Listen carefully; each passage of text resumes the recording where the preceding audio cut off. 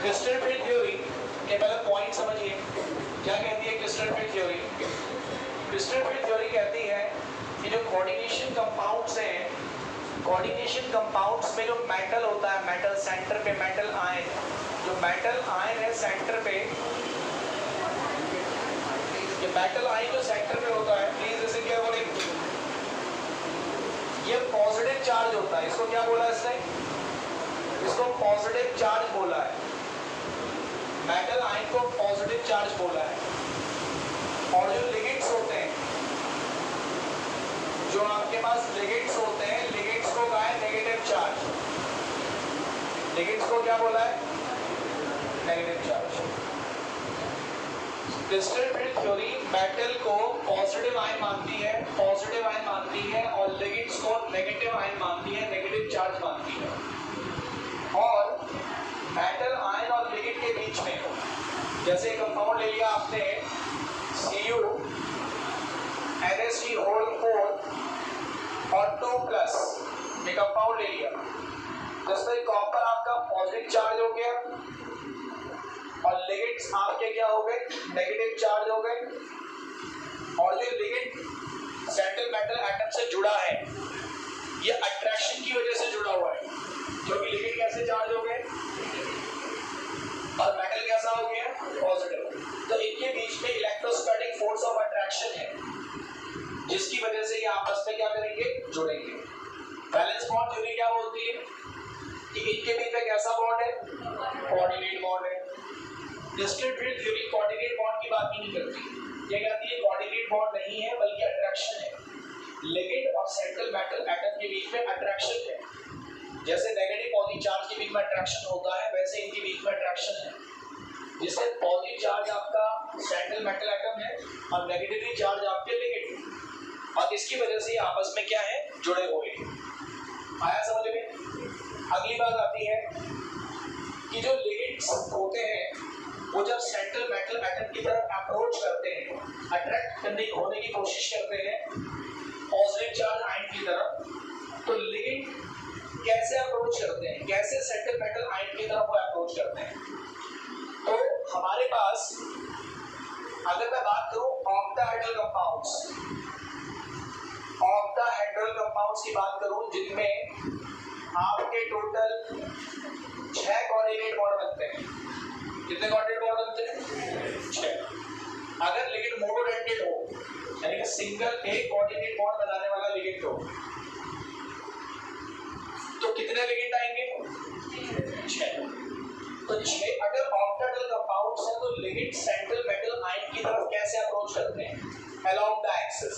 समझना, 3 एक्सिस है, ये 3 एक्सिस आपके पास आ गई, एक्स एक्सिस, वाई एक्सिस और जेड एक्सिस। जो ओरिजिन है, ये जो ओरिजिन है, ये है मेटल आयन, ये मेटल आयन है सेंटर में बैठा हुआ, और जो 6 लिगेंड्स होंगे ऑक्टाहेड्रल कंपाउंड्स में, जो 6 लिगेंड्स होंगे पॉजिटिव मेटल आयन, वो एक्सिस के अपोजिट डायरेक्शन से आएंगे। कहां आएंगे? एक लिगेंड यहां से आ जाएगा, एक्स एक्सिस के, एक लिगेंड यहां से आ जाएगा, एक लिगेंड यहां से, एक लिगेंड यहां से आएगा, एक लिगेंड यहां से अप्रोच करेगा, एक लिगेंड यहां से अप्रोच करेगा। टोटल 6 लिगेंड आ गए। तो ये बात आपको पता होनी चाहिए कि octahedral compounds how ligands approaches the metal ion.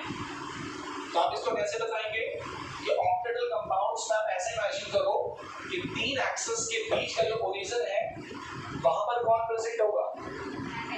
Metal ion present होगा, और जो 6 लिगेंड्स होंगे they will approach the metal ion, उसकी तरफ अट्रैक्ट होंगे एक्सिस की अपोजिट डायरेक्शन से।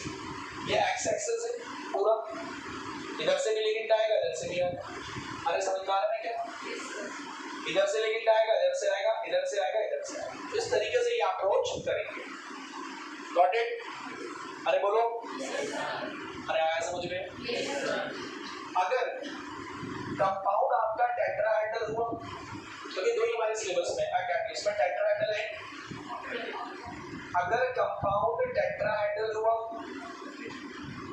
तो लिगेंड जो है वो सेंट्रल मेटल एटम की तरफ, उनका जो अप्रोच करने का डायरेक्शन होगा, सेंटर पे आपके पास है मेटल आयन, ये सेंटर पे मेटल आयन है, पॉजिटिव मेटल आयन, और लिगेंड जो अप्रोच करेगा वो करेगा इन बिटवीन द एक्सिस। अब तो एक्सिस के बीच से आप ऐसे इमेजिन कर सकते हो, क्योंकि 3D है सारा, ये 3 एक्सिस है, एक्स एक्सिस, वाई एक्सिस और ये हो गया आपकी जेड एक्सिस, इजंट इट? अरे बोलो, ये एक्स एक्सिस इधर भी निकल रहा है, ये वाई एक्सिस इधर भी निकल रहा है, और ये जेड एक्सिस नीचे भी निकल रहा है। बोलो क्लियर है? ऑक्टेटल में यहाँ पे जहाँ पर ये जंक्शन है, यहाँ पे कौन है? Metal ion. ये एक लिगेंड इधर से आ गया, ऑक्टा की बात कर रहा हूँ, एक लिगेंड इधर से आ जाएगा, एक इधर से आ जाएगा, एक इधर से आ जाएगा, चौथा नीचे से आ जाएगा, पांचवा इधर से आ जाएगा, चौथा इधर से आ जाएगा। ऐसा कहाँ होगा? अब टेट्राहेड्रल की बात क्या होगी? टेट्राहेड्रल में कितने लिगेंड्स होते हैं? 4। And how they will approach the metal ion? They will approach the metal ion in between the axis. यहाँ से नहीं आएगा लिगेंड, बल्कि यहाँ से आएगा, यहाँ से। ये एक्स एक्सिस है सपोज, और ये क्या है? तो लिगेंड कैसे अप्रोच करेगा? लिगेंड अप्रोच करेगा यहाँ से अप्रोच करेगा, यहाँ से। और ऑक्टा में कैसे आएगा? ये लिगेंड है सपोज, ऑक्टा में कैसे आएगा लिगेंड? बिल्कुल ऐसे, एक्सिस बिल्कुल एक्सिस के सामने से, ये एक, ये इधर से दूसरा, ये बिल्कुल ऐसे तीसरा, ये नीचे से चौथा, ये पांचवा, छठा। और टेट्राहेड्रल में एक्सिस के, इन दो एक्सिस के बीच से अप्रोच करेगा सेंट्रल मेटल एटम, इन दोनों के एक्सिस के बीच से, इन दो एक्सिस के बीच से। Got it my point? तो ये बात थोड़ा सा आपको आइडिया होना चाहिए कि कहां पर कौन से कंपाउंड के अंदर लिगेंड सेंट्रल मेटल एटम की तरफ कौन सी डायरेक्शन से अप्रोच करता है। बोलो क्लियर है मेरी बात? अगली बात क्या है? जैसे ही अगर सेंट्रल मेटल आयन जो है उसके डी ऑर्बिटल की बात करेंगे, केवल डी ऑर्बिटल्स, क्यों करेंगे समझो। ये मेरे पास डी सबशेल है, ये मेरे पास डी सबशेल है, डी सबशेल पूरा डब्बा। इसके अंदर कितने ऑर्बिटल्स होते हैं? 5 ऑर्बिटल्स। ये पूरा डी सबशेल है, और ये इसके अंदर 5 ऑर्बिटल होते हैं। जो 5 डी ऑर्बिटल होते हैं उनको कहते हैं DXY, DYZ, DZX, DX² minus Y square, DZ²। इनके नाम है सर। अब ये नाम किस बेसिस पे पढ़े ये भी समझो। ये जो ऑर्बिटल्स हैं जिनमें मैंने लिखा है DXY, DYZ, DZX, इनको कहते हैं T2G, इनको कहते हैं T2G ऑर्बिटल, और जिनके ऊपर स्क्वायर है इनको कहते हैं EG ऑर्बिटल, इनको कहते हैं EG ऑर्बिटल। क्या डिफरेंसेस है? जो बेटा T2G ऑर्बिटल्स होते हैं ये ऑर्बिटल एक्सिस के बीच में होते हैं। आपको पता होना चाहिए डी ऑर्बिटल कैसा होता है? Double double. मैं इनमें से एक किसी T2G का स्ट्रक्चर बना के दिखा रहा हूँ। 3 एक्सिस है, अब 3 एक्सिस को बोर्ड पे बना पाना पॉसिबल नहीं है, 3D लुक नहीं आ पाएगा, तो मैं 2 एक्सिस बना रहा हूँ। सपोज ये एक्स एक्सिस हो गया और ये क्या हो गया? Y axis. अब मैं बनाना चाह रहा हूँ DXY, तो DXY का मतलब हो गया ये जो ऑर्बिटल होगा ये कहाँ होगा? एक्सिस के बीच में। कौन सी एक्सिस के बीच में? एक्स और वाई। तो कैसे होगा ये? डी ऑर्बिटल होता है डबल डबल। ये है डी ऑर्बिटल की शेप, ये हो गए इसके 4 लोब्स, और ये चारों लोब्स कहाँ पर हैं? एक्सिस के, कौन सी एक्सिस के बीच में? यस, तो इसका नाम है DXY। ऐसे कर दो फिर DYZ बनाना है तो एक्सिस का नाम बदल के क्या कर दो? YZ। फोटो क्लियर है? ऐसे ZX बनाना है तो ऑर्बिट की एक्सिस का नाम बदल के ZX। तो जो T2G होते हैं ये होते हैं, याद रखिएगा T2G ऑर्बिटल का होता है इन between the axis, in between the axis. और जो EG ऑर्बिटल्स होते हैं ये होते हैं along the axis। क्या होते हैं? अब जैसे मैं DX² Y² बना के दिखाता हूँ कि सर, और DXY और क्या डिफरेंस है चेक करो। अगेन मैं 2 एक्सिस बना रहा हूँ और 4 लोब्स जो मैं बना रहा हूँ एक एक्स एक्सिस के इधर along the axis, एक इधर और एक इधर। तो यार इसमें और इसमें क्या डिफरेंस है सर? ये एक्स एक्सिस और वाई एक्सिस के जो चार लोब्स हैं they are in between the axis, और यहाँ जो चार लोब है वो कहाँ है? along the axis। ये डिफरेंस होता है। तो जितने स्क्वायर आ रहा है जो ईजी है ये ऑर्बिटल्स होते हैं along the axis, along the axis, और P2G होते हैं वो होते हैं in between the axis। बोलो क्लियर? और ऑर्बिटल याद दिला दो, ऑर्बिटल है इलेक्ट्रॉन का घर। इलेक्ट्रॉन कहाँ रहता है? कहाँ रहता है इलेक्ट्रॉन? ऑर्बिटल्स में। ऑर्बिटल कितने, एक ऑर्बिटल में कितने इलेक्ट्रॉन आते हैं? दो। 5 डब्बे बनाए हैं, दो इलेक्ट्रॉन आ सकते हैं। आया समझ? याद है कोई डाउट किसी? ठीक। ये जो डी ऑर्बिटल्स होते हैं 5, इन पांचों की एनर्जी क्वाइट सिमिलर है। ये पांचों एनर्जी वाइज क्वाइट सिमिलर है, almost they have equal energy. हाँ, इनकी डायरेक्शन अलग है। ये एक्स और वाई एक्सिस के बीच में है, ये वाई और जेड एक्सिस के बीच में है। समझ मेरी बात? तो जिन ऑर्बिटल्स की डायरेक्शन अलग हो लेकिन एनर्जी सिमिलर हो उनको कहते हैं डीजेनरेटेड ऑर्बिटल्स। क्या बोला? डीजेनरेटेड ऑर्बिटल्स या ऑर्बिटल्स। तो P2G और EG ऑर्बिटल्स कैसे ऑर्बिटल्स हैं? Degenerated. Why? Because these 5 orbitals have almost same energy, but they have different directions, and that's why they are called degenerated orbitals. बोलो clear है? अरे बोलो क्लियर है? यहाँ तक कहानी क्लियर हो गई? ठीक। अब अगला पॉइंट CFT का क्या है? पहला पॉइंट क्या था कि मेटल आयन कैसा चार्ज है, लिगेंड्स को कैसा माना गया? नेगेटिव। और इनके बीच में अट्रैक्शन फोर्स की वजह से लिगेंड किससे जुड़ा रहता है? मेटल आयन से जुड़ा रहता है। लेकिन जब मेटल आयन की तरफ अप्रोच करते हैं तो वो एक स्पेसिफाइड डायरेक्शन से करते हैं। ऐसा नहीं कि लिगेंड कहीं से भी आ जाए, तो वो स्पेसिफाइड डायरेक्शन आपको पता होनी चाहिए। अगर आपका कंपाउंड कैसा है तो लिगेंड कहाँ से अप्रोच करेंगे? along the axis। अगर टेट्राहेड्रल है in between the axis। ठीक। फिर मैंने एक एडिशनल इंफॉर्मेशन तुम्हें दी कि जो डी ऑर्बिटल होता है, 5 डी ऑर्बिटल्स होते हैं, इन सबकी एनर्जी सेम होती है, इनको डीजेनरेटेड कहते हैं। जिनमें से 3 एक्सिस के बीच में होते हैं और 2 एक्सिस के along होते हैं, उनको T2G कहते हैं जो एक्सिस के बीच में है, और जो एक्सिस के along है उनको क्या कहते हैं? EG कहते हैं। ठीक। अब अगला पॉइंट सुनो। जब लिगेंड मेटल आयन की तरफ अप्रोच करता है, मेटल आयन की तरफ अप्रोच करता है, तो मेटल आयन का ये जो डी ऑर्बिटल है 5, जिनकी एनर्जी सिमिलर होती है, ये तब तक सिमिलर रहती है जब तक मेटल आयन के साथ लिगेंड नहीं जुड़ता। जैसे ही लिगेंड्स मेटल आयन की तरफ अप्रोच करने लगते हैं तो ये जो डी ऑर्बिटल्स हैं ये 2 टुकड़ों में टूट जाता है। अभी समझाएंगे क्यों टूटता है, कैसे टूटता है। ये 2 टुकड़ों में टूट जाता है। एक टुकड़ा T2G हो जाता है, दूसरा टुकड़ा EG हो जाता है, और एक टुकड़े की एनर्जी ज्यादा हो जाती है, दूसरे की कम रह जाती है। ये कब होगा? जब लिगेंड किसकी तरफ आएंगे? मेटल आयन की तरफ अप्रोच करेंगे। तब मेटल आयन का डी ऑर्बिटल 2 पार्ट्स में डिवाइड हो जाता है। एक हिस्सा T2G हो जाता है, एक हिस्सा EG हो जाता है, और इन दोनों में एनर्जी का डिफरेंस आ जाता है। ये जो फिनोमिना है कि इसके 2 हिस्से हो गए लिगेंड के आने की वजह से, इस फिनोमिना को क्रिस्टल स्प्लिटिंग कहते हैं। स्प्लिटिंग मतलब क्या हो?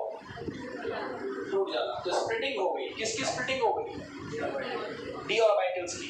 5 डी ऑर्बिटल की स्प्लिटिंग हो गई 2 हिस्सों में। एक हिस्सा कम बनेगा, दूसरा हिस्सा, और इनमें एनर्जी का डिफरेंस आ जाएगा। क्लियर है मेरी बात? अब समझो कि क्यों डिफरेंस आएगा, कैसे आएगा, ये समझो। चलिए मैं एक एग्जांपल लेके समझा रहा हूँ, सारे फिगर यहाँ पे बने, अंडरस्टैंडिंग है पहले सारी समझने की, तभी क्वेश्चन कर पाते हो।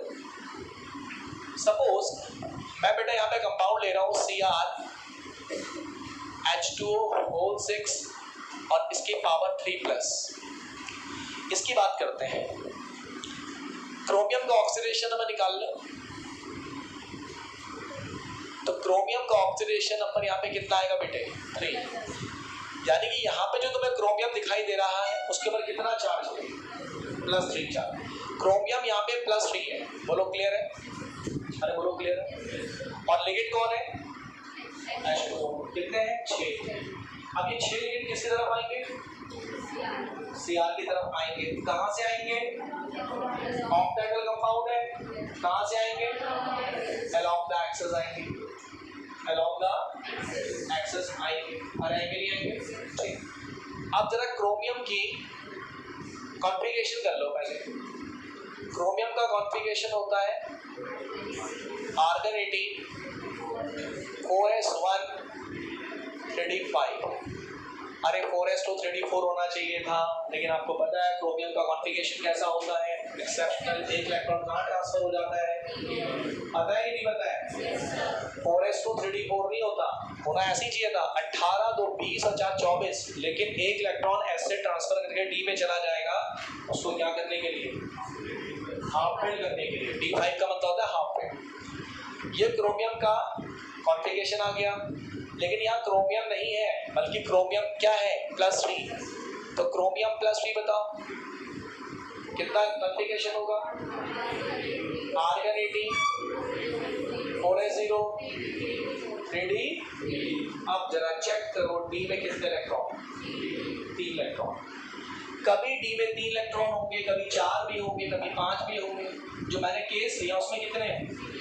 तो कोई जरूरी तो नहीं कि 3 ही हो सकता है यहाँ पे कोई दूसरा मेटल और दूसरा लिगेंड और दूसरा चार्ज हो, तो ये 4 भी हो सकता है, ये 5 भी हो सकता है, ये 6 भी हो सकता है, लेकिन डी में आपको क्या मिलेंगे? इलेक्ट्रॉन्स मिलेंगे। अरे बोलो क्लियर? अरे बोलो क्लियर? अब क्या होता है? ये मेटल आयन है, इमेजिन करो यही मेटल आयन है क्रोमियम, इसके पास 5 d ऑर्बिटल्स हैं, 5 ही तो होते हैं, लेकिन वो 5 में 3 में क्या है? 5 ऑर्बिटल है, लेकिन इलेक्ट्रॉन कितने हैं? 3। इमेजिन करो सेंटर में क्रोमियम है और इसके 5 ऑर्बिटल्स हैं। वो 5 ऑर्बिटल कैसे फैले हैं? 3 कहाँ है? एक्सिस के, अरे भैया 3 कहाँ है? एक्सिस के बीच में, और 2 कहाँ है?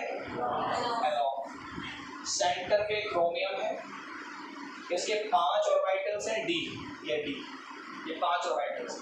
और इमेजिन करो ये 5 ऑर्बिटल कैसे? इमेजिन करो, क्या इमेजिन करके देखो कहाँ होंगे 5 ऑर्बिटल, बताओ ये कहाँ होंगे? डी एक्स वाई, एक्स और वाई एक्सिस के, ये वाई और जेड के बीच में, जेड और एक्स के बीच में, और ये कहाँ होंगे? एक्सिस के अलोंग। ठीक, ये कहानी है इसकी। अब लिगेंड आना चालू कर रहे हैं। लिगेंड कहाँ से आ रहा है? लिगेंड कहाँ से आ रहा है? और इस कंपाउंड में 6 वाटर मॉलिक्यूल कहाँ से अप्रोच कर रहे हैं? इन between the axis, along the axis. जोर से बोलो, अलोंग द एक्सिस। और अलोंग द एक्सिस कौन सा ऑर्बिटल? तो क्या होगा? किसका आमना सामना? कौन से डी ऑर्बिटल का लिगेंड के साथ आमना सामना होगा? मेरी बात समझ आ रही है? कौन से ऑर्बिटल का लिगेंड के साथ आमना सामना होगा? लिगेंड कहाँ से आ रहा है? Along the axis. Octahedral compound में लिगेंड अलोंग द एक्सिस आता है, और अलोंग द एक्सिस कौन सा ऑर्बिटल है? तो भाई ईजी ऑर्बिटल, जो ईजी ऑर्बिटल होंगे और लिगेंड होंगे उनका आमना सामना होगा। आया समझ? उससे क्या होगा सर? जब लिगेंड सेंट्रल मेटल एटम की तरफ आता है, क्यों आता है? क्योंकि उसके ऊपर कैसा चार्ज है? पॉजिटिव। लिगेंड को कैसा माना गया है? नेगेटिव। तो ठीक है सर, लिगेंड आ रहा है, ये मेटल आयन है और ये लिगेंड आ रहा है, लेकिन जब बहुत पास पहुंच जाता है, ध्यान तो सुनना, जब लिगेंड सेंट्रल मेटल आयन के बहुत पास पहुंच जाता है तो लिगेंड के इलेक्ट्रॉन्स, लिगेंड के पास इलेक्ट्रॉन होते हैं, लिगेंड के इलेक्ट्रॉन्स और सेंट्रल मेटल आयन का जो क्या होता है? D orbital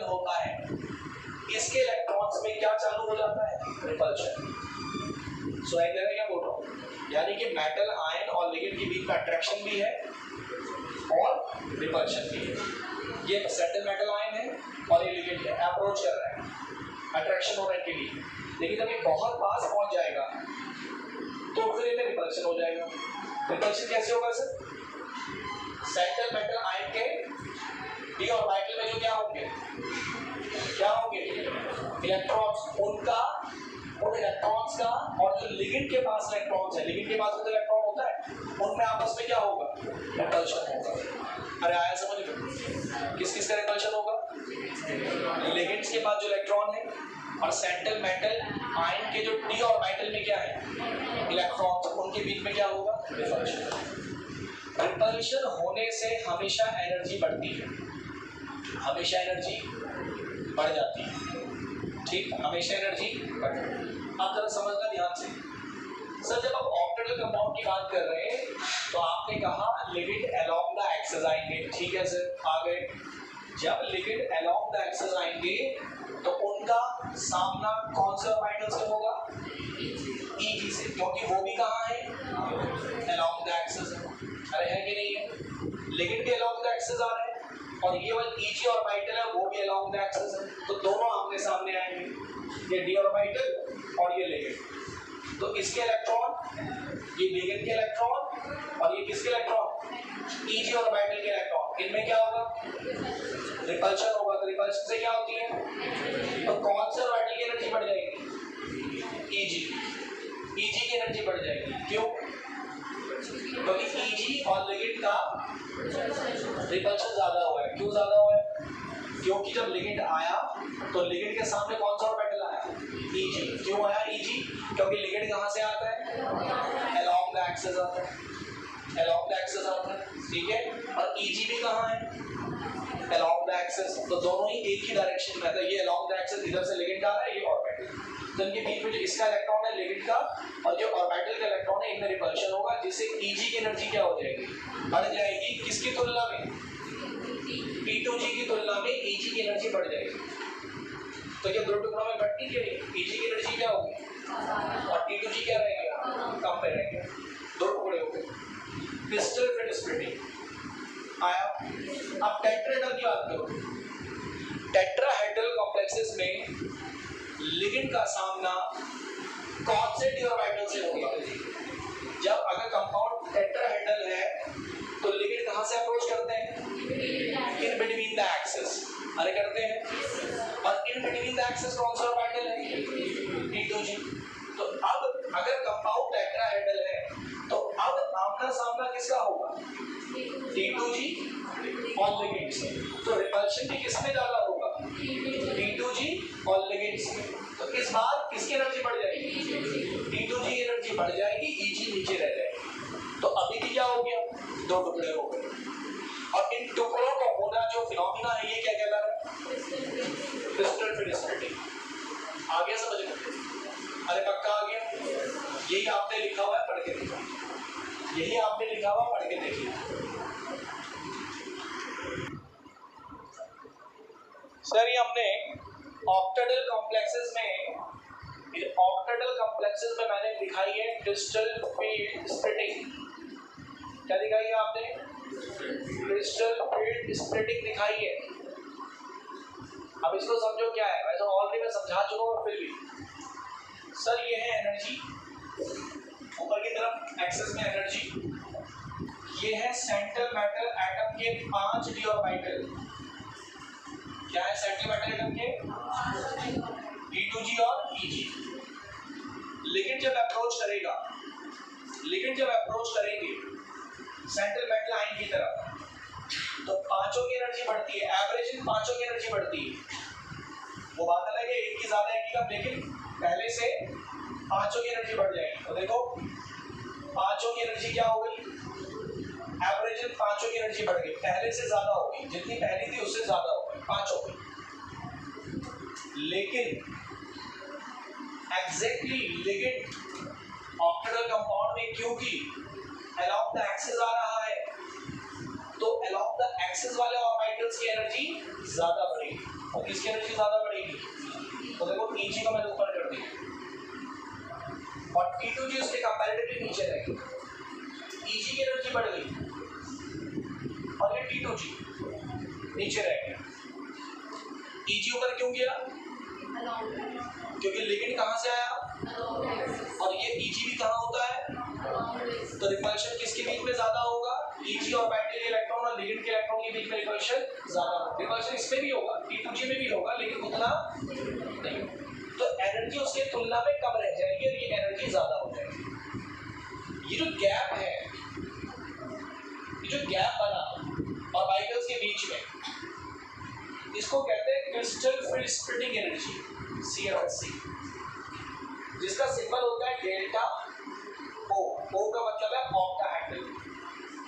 CFSC in octahedral compounds. तो व्हाट इज CFSC? CFSC जो तो d ऑर्बिटल्स क्रिएट हो गए हैं Eg और T2G क्रिस्टल फील्ड स्प्लिटिंग के बाद, ये फिनोमेना क्रिस्टल फील्ड स्प्लिटिंग हुआ, इसके बाद जो Eg और T2G ऑर्बिटल्स सेपरेट हो गए, इनके बीच का जो एनर्जी का डिफरेंस है, इसी को हम लोग क्या कहते हैं? CFSC। एक ऑर्बिटल की Eg ऑर्बिटल की दो ऑर्बिटल है Eg, तो एक की एनर्जी कितनी बढ़ी? 0.6 times of this whole value, और एक T2G ऑर्बिटल की एनर्जी कितनी कम रह गई? माइनस मतलब कम रह गई, कितना? 0.4 times of this total value. ये पता होना चाहिए। एक Eg ऑर्बिटल की एनर्जी कितनी बढ़ी? 0.6 times of this whole value, और T2G की कितनी नीचे रह गई? 0.4 times of this total value. आ गया समझ में? अरे आ गया। ये क्या हुआ? Crystal field splitting. Okay clear? तो अब लिखेंगे crystal field splitting in tetrahedral compounds. अब ऑक्टा आ गया तो टेट्रा भी आ जाएगा सर।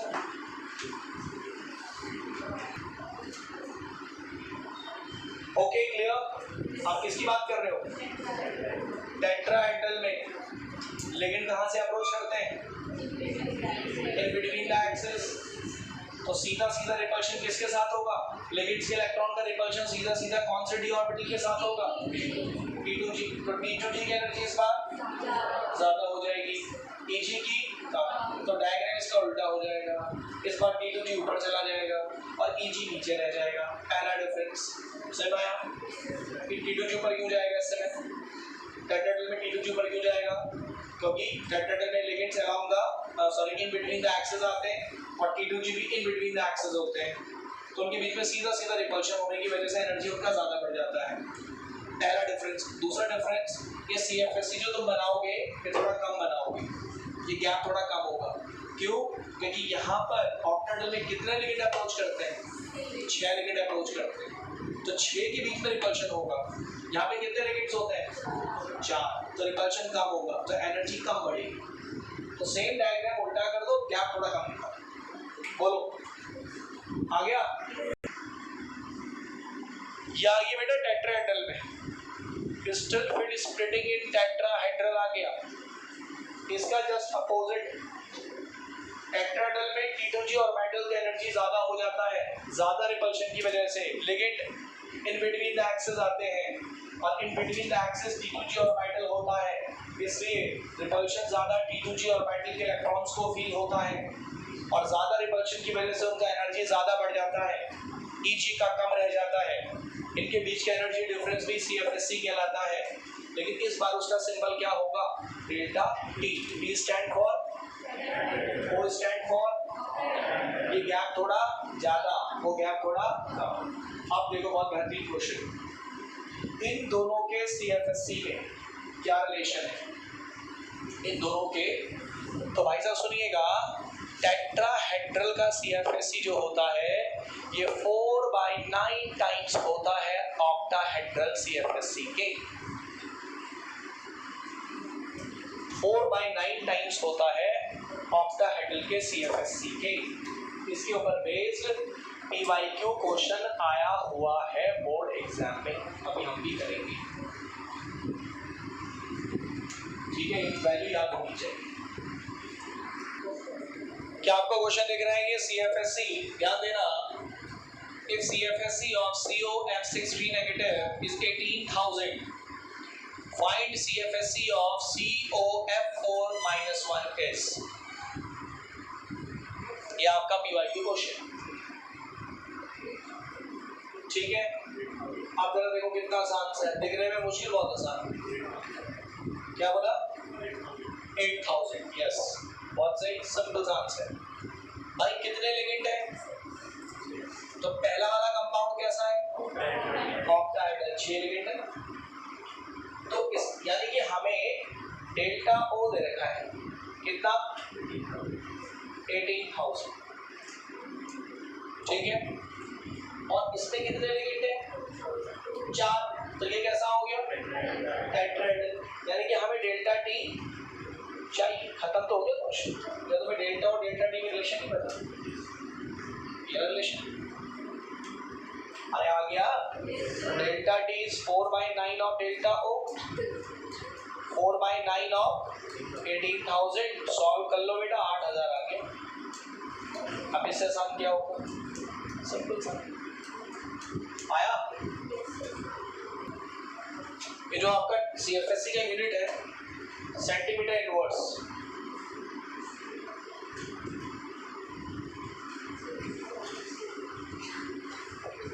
क्या है? अभी क्या बोल रहे हैं हम लोग? Strong ligand. क्या valence bond theory clear idea दे पाया था? स्ट्रॉन्ग लिगेंड क्या है, वीक लिगेंड क्या है? बैलेंस बॉन्ड थ्योरी में बस हमने इतना कहा था आपसे कि स्ट्रॉन्ग लिगेंड की क्या एक प्रॉपर्टी है कि वो क्या कर देता है बताओ? इलेक्ट्रॉन की पेयरिंग कर देता है। सेंट्रल मेटल एटम के ऑर्बिटल्स में जो इलेक्ट्रॉन होता है उनकी पेयरिंग कर देता है। हमने इतना बताया था आपको।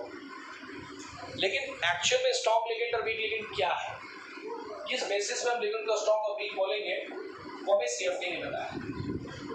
CFT कहते हैं कि जो लिगेंड, जिस लिगेंड, देखो ये जो स्प्लिटिंग हुई है ना, ये जो ऐसे ये टुकड़ों में बट गया ना, ये किसने बांटा, ये क्यों बटा, इसके पीछे का रीजन क्या है? लिगेंड्स, लिगेंड आया, लिगेंड के इलेक्ट्रॉन का और मेटल आयन के डी ऑर्बिटल के इलेक्ट्रॉन्स का क्या हुआ? रिपल्शन हुआ। और इस रिपल्शन की वजह से ये स्प्लिटिंग हुई, एक का एनर्जी ज्यादा चला गया, दूसरे का कम रह गया। यानी कि होल सोल इसके पीछे का जिम्मेदार कौन है? इलेक्ट्रॉन, लिगेंड के इलेक्ट्रॉन का रिपल्शन, ठीक है ना? यानी कि लिगेंड रिस्पॉन्सिबल है। आया समझ में? यानी कि लिगेंड रिस्पॉन्सिबल है, yes and no? Yes sir. तो जो लिगेंड ज्यादा रिपेल करेगा, सेंट्रल मेटल आयन के डी ऑर्बिटल के इलेक्ट्रॉन को ज्यादा रिपेल करेगा, तो ज्यादा स्प्लिटिंग होगी। अरे होगी, तो वो स्ट्रॉन्ग लिगेंड है। और जो लिगेंड कम रिपेल करेगा तो कम स्प्लिटिंग होगी, तो वीक लिगेंड है। आगे समझ में? स्ट्रॉन्ग लिगेंड वो है जो स्प्लिटिंग ज्यादा करवाता है, और वीक लिगेंड वो है जो स्प्लिटिंग कम करवाता है। That's it. अब इन्होंने एक रूल बना दिया कि जब भी तुम स्प्लिटिंग देखोगे, ताकि कॉमन चलता रहे सबके लिए, कि जब भी तुम स्प्लिटिंग देखोगे तो तुम्हें हमेशा स्प्लिटिंग कहाँ देखनी है? ऑक्टाहेड्रल कंपाउंड से देखनी है, टेट्रा नहीं देखनी। एक रूल बना दिया कि जब भी तुम स्प्लिटिंग देखोगे, कम कर रहा है ज्यादा कर रहा है, तो कहाँ देखोगे? ऑक्टाहेड्रल कंपाउंड से देखोगे। आया समझ लो? यानी हम ऐसे भी लिख सकते हैं कि स्ट्रॉन्ग लिगेंड वो है जिनका ये वैल्यू, CFSC वैल्यू ज्यादा है, ज्यादा स्प्लिटिंग होगी तो ये वैल्यू भी क्या होगा? ज्यादा। तो स्ट्रॉन्ग लिगेंड वो है जिनका CFSC डेल्टा O क्या है, जिनका डेल्टा O का वैल्यू क्या है? ज्यादा है। और वीक लिगेंड वो है जिनका डेल्टा O का वैल्यू, वैसी किसी बात है, डेल्टा O ज्यादा का मतलब ज्यादा स्प्लिटिंग, डेल्टा O कम का मतलब कम स्प्लिटिंग। ये हमें क्लियर पिक्चर मिली स्ट्रॉन्ग और वीक लिगेंड की। आ गया समझ में? अरे बोलो। ठीक। फिर आपको ट्रिक सिखाई थी मैंने कि स्ट्रॉन्ग लिगेंड कौन है, वीक लिगेंड कौन है। क्या ट्रिक थी? कि अगर आपका डोनर एटम कौन कौन हो, बताया हो आपको? नहीं बताया? अगर डोनर एटम कौन हो? कार्बन, नाइट्रोजन और फॉस्फोरस, तो स्ट्रॉन्ग लिगेंड होता है। और अगर डोनर एटम कौन हो? हाइड्रोजन्स, सल्फर, ऑक्सीजन, तो वीक लिगेंड होता है। ये केवल ट्रिक था, लेकिन एक्चुअल डेफिनेशन ये है। Got it? चलो देखो, अगला टॉपिक लिखा आपने स्पेक्ट्रोकेमिकल सीरीज। ये क्या है सर? सुनिए, आपने लिगेंड्स को अरेंज किया, आपने लिगेंड्स को अरेंज किया, इनको बोलो यार ध्यान दें, किस ऑर्डर में? जिन लिगेंड्स का CFSC कम है उनको पहले लिखा, जिनका CFSC ज्यादा उनको बाद में लिखा। मतलब वीक लिगेंड पहले लिखे और स्ट्रॉन्ग लिगेंड बाद में लिखे। एक सीरीज बन जाएगी, उस सीरीज को क्या बोलेंगे? Spectrochemical series. थोड़ी spectrochemical series, arrangement of ligands in increasing order of their CFSC value. बात खत्म। जिसका CFSC कम है, डेल्टा O कम है, मतलब स्प्लिटिंग कम करवाता है, यानी कि जो वीक लिगेंड है उसको पहले लिखो, और जैसे जैसे आगे बढ़ते जाओगे लिगेंड की स्ट्रेंथ बढ़ती चली जाएगी। तो ये जो पूरी सीरीज बन जाएगी इसको कहते हैं स्पेक्ट्रोकेमिकल सीरीज। ठीक, लिखो। It is arrangement of ligands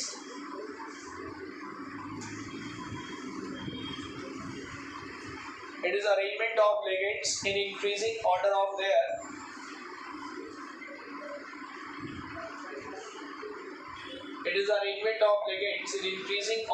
their CFSC value। देखो भाई, ये मैंने स्पेक्ट्रोकेमिकल सीरीज लिख दी है, ठीक है सर। अब आप देख पा रहे हैं कि सबसे कमजोर लिगेंड कौन है? I negative. और सबसे स्ट्रॉन्ग लिगेंड कौन है? कार्बोनिल। ठीक है, कार्बोनिल। ये सब वीक लिगेंड है, आगे जाने में इनकी स्ट्रेंथ क्या हो रही है? बढ़ रही है। इसका CFSC थोड़ा ज्यादा होगा, इसका थोड़ा और ज्यादा, इसका और ज्यादा। यूजुअली पानी तक यहां तक लिगेंड्स को वीक कहा जाता है। पानी तक के लिगेंड्स को क्या कहा जाता है? वीक। इनको वीक लिगेंड कैटेगरी में डाला जाता है और इन लिगेंड्स को स्ट्रॉन्ग कैटेगरी में डाला जाता है। अगर आप गौर से देखेंगे तो स्ट्रॉन्ग लिगेंड में सारे डोनर एटम या तो कार्बन है या तो नाइट्रोजन है। चेक कर, डोनर एटम N है, EDTA में भी N होता है, अमोनिया में N है, EN में भी N होता है, नाइट्रो में भी N है, CN में C है। तो डोनर एटम अगर कार्बन और क्या हो? नाइट्रोजन हो, तो वो लिगेंड कैसा होता है? स्ट्रॉन्ग। अरे होता है सर नहीं। तो वाटर तक के लिगेंड को वीक कहा जाता है और वाटर के बाद वाले लिगेंड्स को स्ट्रॉन्ग कहा जाता है। क्लियर? अगली बात, कभी कभार ये क्वेश्चन कैसा देते हैं, 4 लिगेंड दे दिए और कहा इनको अरेंज करो इन increasing order of their CFSC। एक लिगेंड यहाँ उठा के दे दिया, एक ये बीच का दे दिया, एक यहाँ दे दिया, एक वहां दे दिया। तो ये क्वेश्चन कब कर पाओगे? उनको आप सही ऑर्डर में अरेंज कब कर पाओगे? जब आपको सारी सीक्वेंस याद हो। अगर ऐसा क्वेश्चन आया तो अगर आपको सारी सीक्वेंस याद है तभी आप लिगेंड्स को प्रॉपर तरीके से क्या कर पाओगे? अरेंज कर पाओगे। Yes and no? कि सीक्वेंस याद होनी चाहिए।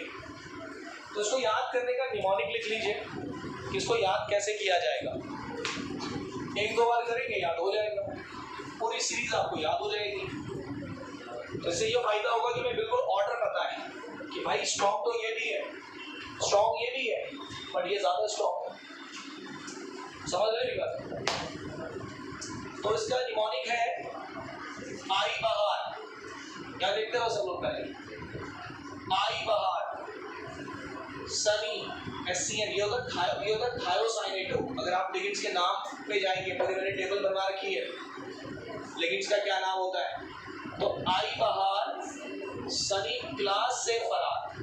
चलो अलग लिखो पहले, आई, फिर बहार, फिर Sunny SCN, Sunny class CL से S⁻² नेगेटिव सल्फाइड, फरार M। आ जाएगा नहीं यार? आई बहार, सनी क्लास से फरार। कहाँ पे पहुंच गए? आई बहार, सनी क्लास से फरार। OH को OH याद करो। C2O4 को कहते हैं ऑक्सलेटो, अगर आपको पता हो तो यहाँ पे ऐसे पढ़ना है। OH ऑक्सलेटो पानी, H2O पानी तो होता है। OH OH को OH याद करना है, फिर इसको नाम से याद करना है। OH ऑक्सीलेटो पानी, सुनो, इसको सुनो बोला है, क्यों बोला? इसका नाम क्या है? आइसो, इसका नाम है आइसोथायोसाइनेटो। क्या नाम है इसका? आइसो। तो आइसो से फील आ रहा है सुनो, आइसो सुनो, आया समझ में? आई बाहर, सनी क्लास से फरार, OH ऑक्सीलेटो पानी, सुनो। किस किस को सुना रहे हैं आप? OH को, ऑक्सीलेटो को और पानी को सुना रहे हो। क्या सुना रहे हो? उड़ता हुआ अमोनिया, EDTA, उड़ता हुआ अमोनिया, अमोनिया को अमोनिया याद करो, उड़ता हुआ अमोनिया इन, इन क्या? इन, वैसे इन आईएन होता है तो यहाँ पे इन यूज करेंगे, इन, उड़ता हुआ अमोनिया इन नाइट्रो, ये नाइट्रो ही होता है, कनाडा, यहाँ देखते रहो भाई यार, कनाडा कोलंबो में मिला, लास्ट में नहीं मिला, फिर से सुन लो, आई बाहर, सनी क्लास से फरार, ये एक सेंटेंस हो गया। दूसरा, किस किस क्यों सुना रहे हो? तो OH ऑक्सीलेटो पानी, सुनो, क्या सुनो? उड़ता हुआ अमोनिया इन नाइट्रो कनाडा कोलंबो में मिला। अब कनाडा पहले आया, कोलंबो बाद में आया, तो CN पहले आएगा, CO बाद में आएगा। इन उससे भी पहले आया तो EN उससे भी वीक लिगेंड है। उड़ता हुआ अमोनिया, तो उड़ता पहले आया, EDTA वीक लिगेंड है, अमोनिया स्ट्रॉन्ग लिगेंड है, ऐसे करके याद करना। तो आई बाहर, सनी क्लास से फरार, OH ऑक्सीलेटो पानी, सुनो, उड़ता हुआ अमोनिया इन नाइट्रो कनाडा कोलंबो में मिला। बस, this is the way how we can remember the whole spectrochemical series. हाँ? NSC. ये क्या होता है? इसका नाम होता है थायोसाइनेटो। थायोसाइनेटो, सुनो, थायो। Got it my point? तो ये है सर कहानी। अब आपने CFT पढ़ ली है, स्पेक्ट्रोकेमिकल सीरीज देख ली है, वीक लिगेंड आपको पता है, स्ट्रॉन्ग लिगेंड आपको पता है। अब हम CFT के बेसिस पे क्या करेंगे? क्वेश्चंस करेंगे। अब क्वेश्चंस हो, थ्योरी पूरी खत्म, डायग्राम सब बन गए, अब क्वेश्चंस हो कल की क्लास में। Got it? Thank you.